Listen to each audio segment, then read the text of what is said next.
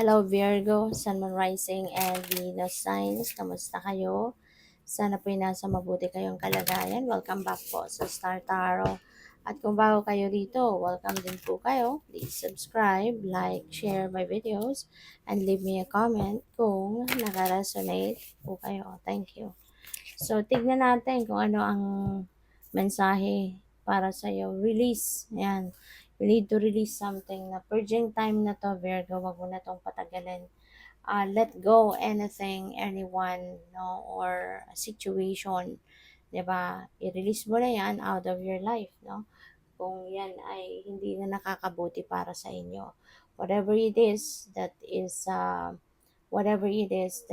not serving your best interest or not serving your highest good, no, it's time for you to release it. It's time for you to let go. Alright? Kaya, yan, panahon na para baguhin mo yung sitwasyon mo, tanggalin na yung mga negativity sa buhay mo, 'di ba? So, that's good. So, what else? We have Hermit. And this is your energy. Ayan. So, paalala ito sa'yo na mag-isip-isip ka, magnilay-nilay ka, no? Mag-introspect ka. Maaari, no, na kailangan mong gawin ito before you release something.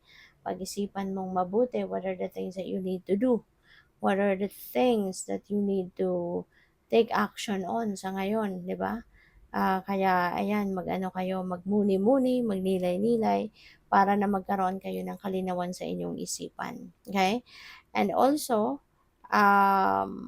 pwede rin na pagodin kayo, stress out kayo.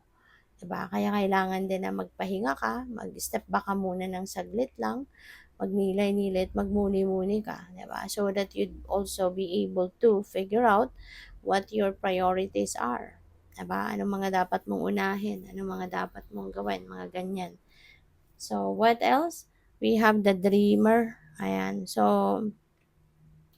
si dreamer na to, this is new beginning energy. Okay? So magsisimula ka pa lang ng bagong ganap sa buhay. Alright? You're starting something new in your life at bagong-bago ito para sa'yo. No? This is super bago. This is something that you've never done before. As in, uncharted territory ito para sa'yo na papasukin mo. But, ano ka, you're going to take action now kasi parang sa sarili mo, no, kaya ko to. Parang ganun. Kung dati siguro hindi malakas ang loob mo, no, na gawin ang mga bagay na hindi mo nakasanayan. Pero ngayon, you are ready for it. You're ready to take the leap of faith, So, yun, nagtitiwala ka na God has my back. Okay? Spirit has my back. Kaya gagawin ko to. Alright? So, good luck sa'yo, ha? So, tignan natin kung ano pa ang ganap. And by the way, maraming salamat, no, for subscribing. And if you haven't subscribed yet, subscribe na kayo. And also, maraming salamat din for not skipping the ads. Malaking bagay po yan sa akin.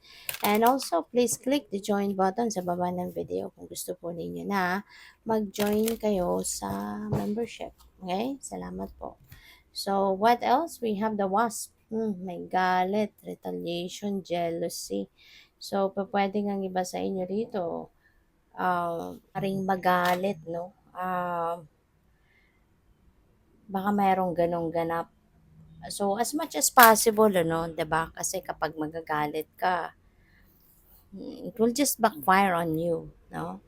Kung sasabayan mo talaga yung galit, kung bubuelo ka talaga, pwedeng mag-outburst ka dyan. So, as much as possible, kung kaya mong kontrolin. Kasi, ikaw lang din naman ang may stress. Ikaw lang din naman yung sasama ang pakiramdam, 'di ba? Kapag, alam mo yun, pag galit ka.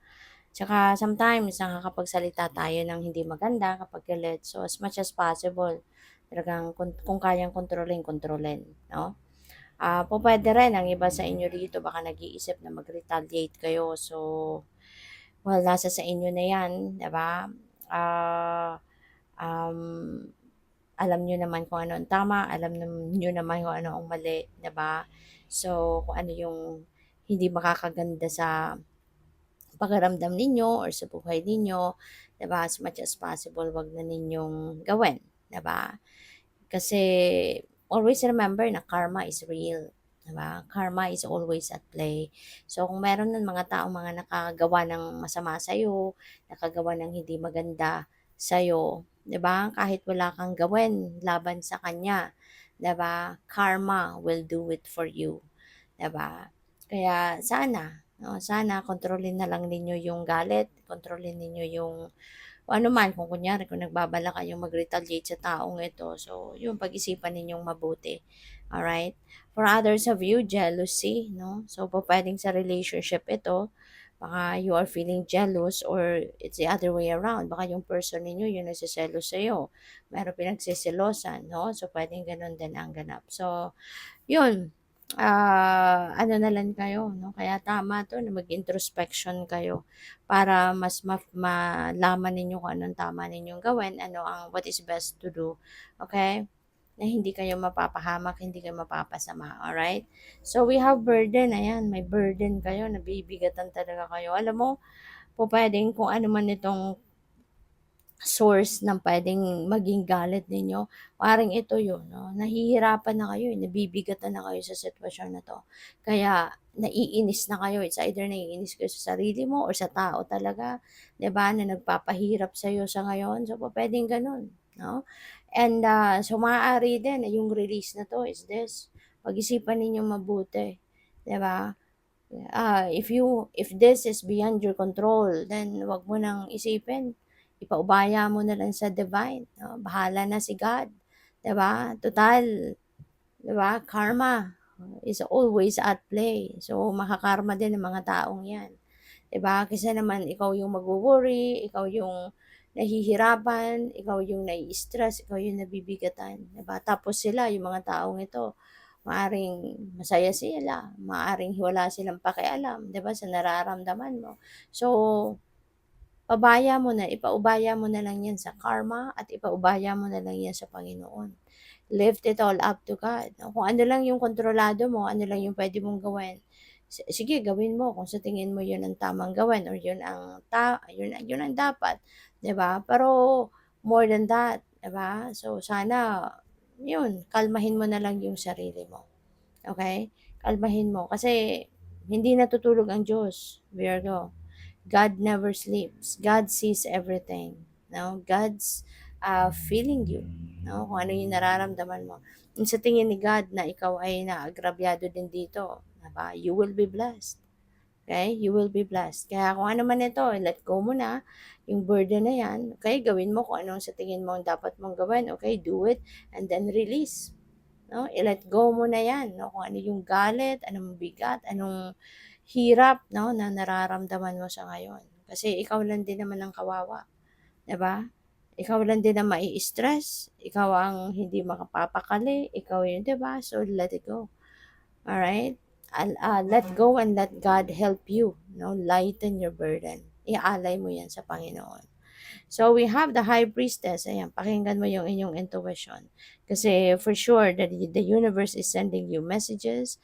The divine is sending you guidance na makakatulong sa'yo na maging magaan ang inyong pakiramdam, maging magaan ang inyong sitwasyon. Okay? So allow God to help you here. Alright, pakinggan mo yung kanyang gabay, pakinggan mo yung kanyang guidance para sa'yo, pakinggan mo kung ano yung binubulong niya sa'yo sa ngayon, 'di ba? Para na magkaroon ka ng peace of mind, magkaroon ka ng kalmadong pakiramdam, 'di ba? Kasi yun, 'no, maaari din na may mga visions na pinapadala sa'yo ang divine to see you so that you'd be able to see it clearly kung ano ang dapat mong gawin. Okay? So do so. And yeah, gawin mo 'to, mag-introspect ka, mag-ano ka, magmuni-muni ka, magnilay-nilay ka, mag-meditate ka. Kasi you never know, baka during that meditation, doon mo mapakinggan, doon mo makita, doon mo ma ma-figure out kung ano yung best na gagawin mo. Okay? So good luck sa'yo. Thank you for watching. Love and light. Namaste.